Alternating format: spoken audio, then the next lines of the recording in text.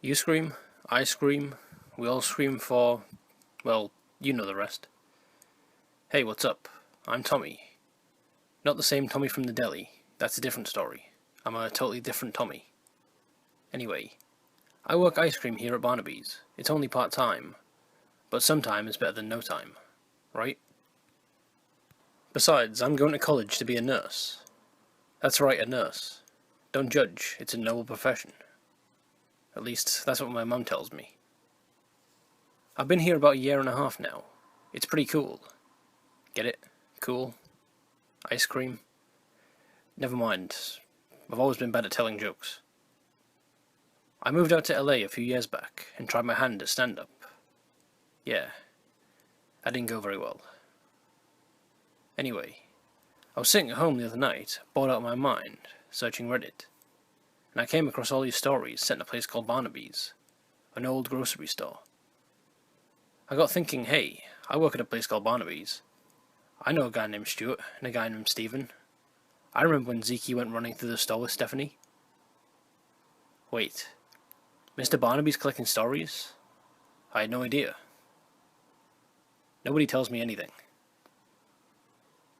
Anyway, I also have a story.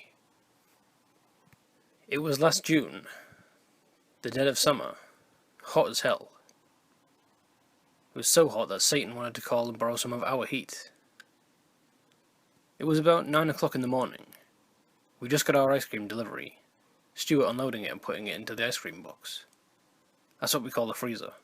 A box. Now, if you've been reading all these stories, like I have, then you know that Barnaby's is a very old store. We still get our ice cream in pallet igloos. For those of you that don't know what a pallet igloo is, it's a large blue insulated box that's mounted to the top of a pallet. Some have doors on them, others have those thick pieces of plastic hanging down. Anyway, it helps to keep the ice cream frozen. It kind of resembles one of those porta potties like you would see at an outdoor rock concert. I grabbed a couple of carts and started unloading the igloos. There was 3 of them. I unloaded the first one onto 2 separate carts, took them to the sales floor, and worked them into the shelf. I put all my backstock away. That's all the freight that wouldn't fit on the shelf. We store it in an ice cream box in case we need it later. I started unloading the second one.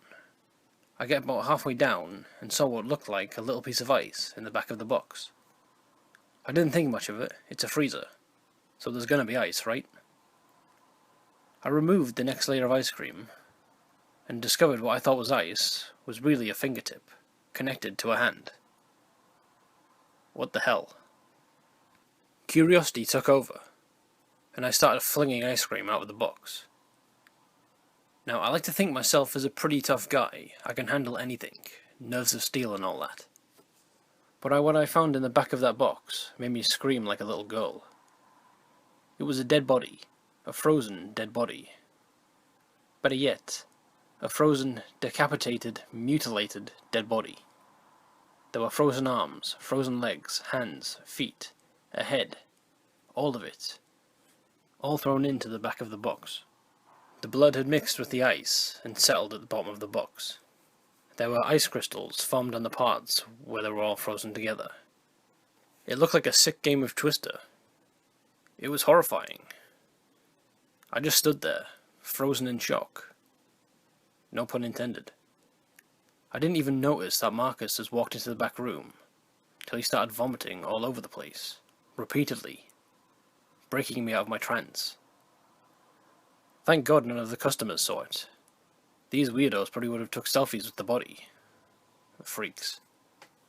Anyway, I ran into the break room and called 911 from the payphone. Old store, remember? Marcus went to the bathroom to clean himself up. Anyway, the cops, the coroner, and the forensic team showed up. It was like a scene out of CSI Miami. I love that show. The cops took our statements, while the forensic team used little space heaters from aisle 9 and a handheld hammer and chisel to break apart the pieces. As the ice started melting, the piece started falling out of the box, half frozen. Bloody water spilling all over the floor, mixing it with the melted ice cream. Stevens had one hell of a mess to clean up. The head fell out of the box and almost rolled through the double doors onto the sales floor. I yelled, "Heads up!" Sorry, I honestly can't help myself. Anyway, the forensic team finished thawing out pieces and arranged them accordingly in the backroom floor. They were all there. The skin was all clammy and wrinkled. The meat hanging onto them looked like a soggy ground beef. I got the sudden craving for a hamburger. The smell was immense. To be honest, this is what made me decide to become a nurse, because after the initial shock, this was quite interesting. The coroner put them in a bag, loaded up the truck, and left. The forensic team left as well. The cops took the igloo as evidence. They had to open one of the loading dock doors and load it onto the flatbed truck. It fell over twice. Anyway, I've got to go, otherwise I'm going to be late for class. See ya.